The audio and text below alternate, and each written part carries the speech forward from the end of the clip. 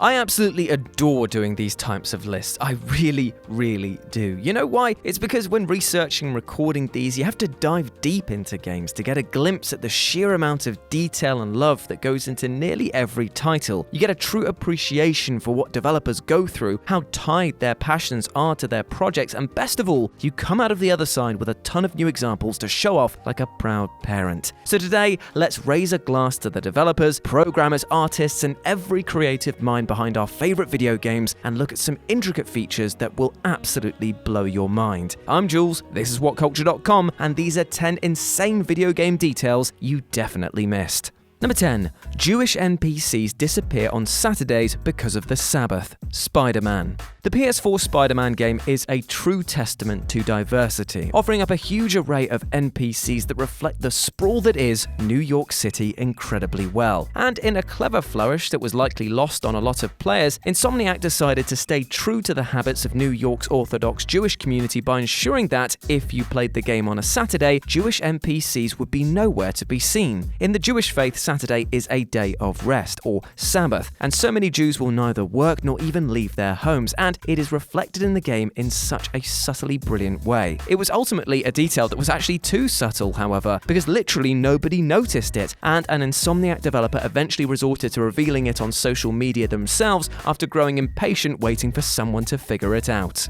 Number 9. The player character laughs if they deal 69 damage to an enemy. Borderlands 3. Borderlands 3 is full of ridiculous moments, a lot of which are heavy winks and nods to other series, pop culture references, or even downright call-outs to the player base itself, which is probably no better expressed than with this example. Basically, if you deal 69 damage to any enemy, listen very, very closely and you'll hear the player character let out a faint chuckle, acknowledging the specifically adult connotations the number carries with it. But to be clear, this laugh is incredibly faint. You will need to have turned your volume up very loud to have even a small chance of hearing it. Now, to be honest, this is probably a good thing, as just think about how annoying it would be to have this smutty sex joke style rib repeat over and over and over again. That would be almost as annoying as a bold English man making your mum jokes. Let's just move on from that subject, shall we? Number 8. Getting drunk makes enemy levels appear lower than they are. World of Warcraft. After a sniff of the old Buckfast Abbey tonic wine, you might be inclined to start a bit of a riot, as can be seen every weekend here in Newcastle, and it's long been recorded that having a bit too much of the tipple can lead to some loutish behaviour and walking around thinking that you're God's gift. And it's this alcohol-infused ego inflation that World of Warcraft chooses to mock in the recent release of World of Warcraft Classic. It's no secret that World of Warcraft allows players to get digitally smashed at any of the inns scattered around Azeroth, and amongst the many side effects of overindulging, such as the screen going blurry, running in the wrong direction to your actual inputs, and your chat comments getting pretty fuzzy as well, there's one more hilarious addition in the form of mobs and other players having their levels artificially lowered by up to 5 levels. This is just a visual trick though, designed to highlight how invincible you might feel after a few pints, and has obviously led to many bleary-eyed player deaths at the hands of enemies and other players for thinking that they can have a scrap with them. Seriously though, side note, drink in moderation, but also Buckfast Abbey tonic wine if you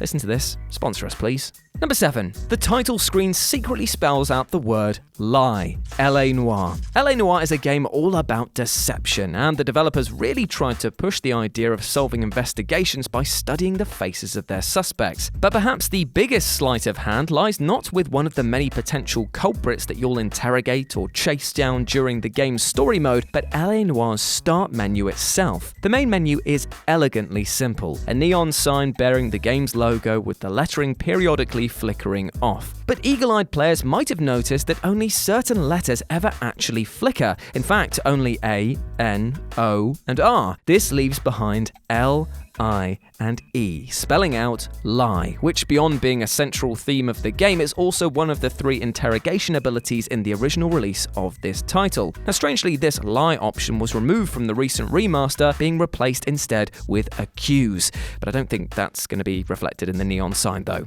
Number 6. The game will troll you for cheating. South Park: The Fractured But Whole. South Park: The Fractured But Whole is another stonkingly good South Park game, and while maybe not being as humorous as as the first still has a ton of brilliant secrets and lampooning moments hidden within its code. The latter is evidenced no better than if the player attempts to enter Cartman's basement by typing in the 3-part code, which happens to be F*** you, mum, by either guessing it or using a guide rather than actually going to Cartman's bedroom and finding it in his journal. Upon entering the correct code without finding the journal first, Cartman will pop up disguised as New England Patriots coach Bill Belichick and angrily ask the player, "Hey, Tom Brady, you want to play the game or do you want to just be known as a smug, cheating bitch for the rest of your life?" It's a devilishly amusing commentary on how easily players can find the solution to any video game puzzle these days, even if it's a bit rough on those who genuinely guessed it. After all, we all know what Cartman thinks of his mother, right?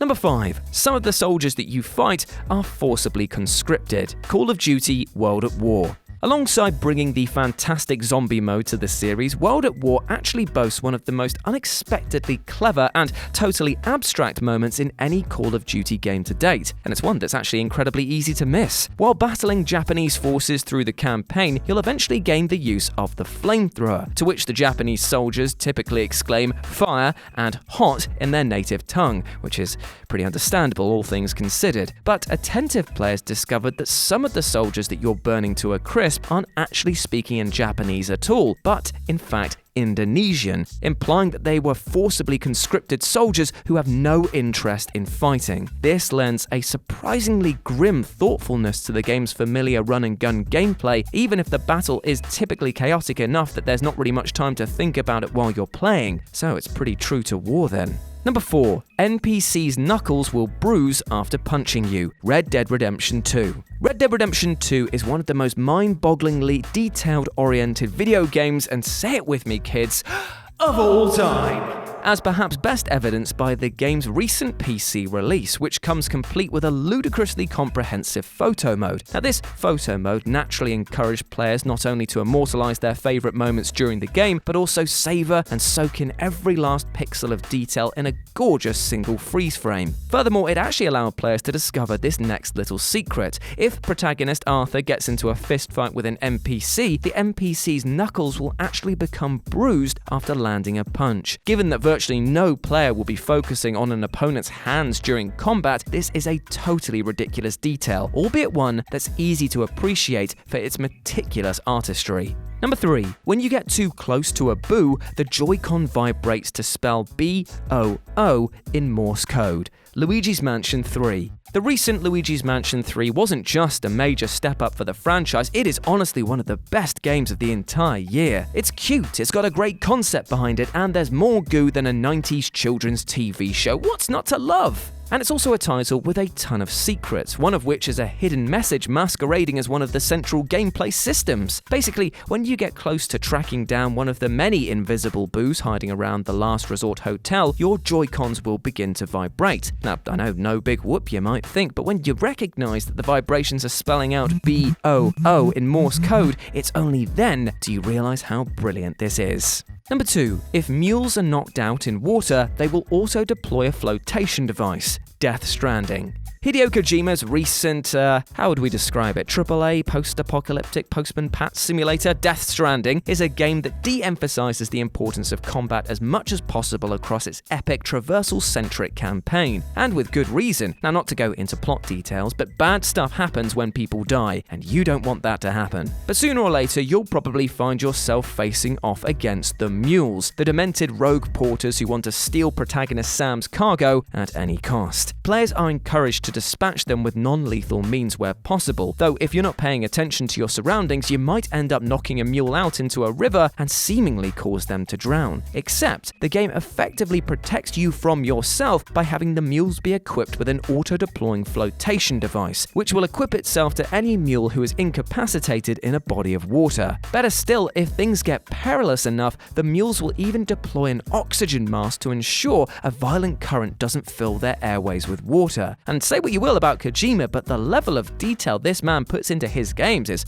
it's virtually unparalleled. And number 1, the solar system is accurate for 2185. Well, apart from Pluto. Mass Effect 2. Mass Effect 2 takes place in the year 2185, a year that we may well see Half-Life 3 actually released in, but then again, that is still wishful thinking. And it also features a gorgeous map of the solar system for players to peruse. But believe it or not, the map is actually a near-perfect arrangement of how the solar system will look in 2185. Even with the Mass Effect series' fiercely committed, science-loving fanbase, most players probably wouldn't have ever noticed if BioWare just phoned in some guesswork here, but instead they went above and beyond to make sure that this game was as scientifically plausible, in this area at least, as possible. But there is one oddity though, and that's the inclusion of Pluto on the map, given that the former planet was downgraded to a mere dwarf planet back in 2006. The game admittedly refers to Pluto as an ice dwarf rather than a planet, but considering that Mass Effect 2 didn't release until 2010, BioWare surely had ample time to clear it off the board. And there we go, those were 10 insane video game details that you definitely missed. I hope that you enjoyed that, my friends, and please let me know what you thought about it down in the comments section below, because who knows, I might return to this subject again, because I love rooting through video games for secrets and all sorts of hidden techniques. And a big shout out to Jack Pooley, who did all of the writing and the research for this as well. I couldn't have done it without you, my friend. But that leads me on to my final point, which is this. These are insane details that you don't really notice, things that actually require effort to go find, and then you realize, wow, that was a pretty big deal. And sometimes we can do that in our own lives. We can spend all of our energy in the wrong places. We can spend our lives thinking that we're forging ahead, but actually we're just wasting a lot of energy because we don't understand the problems that we're actually burying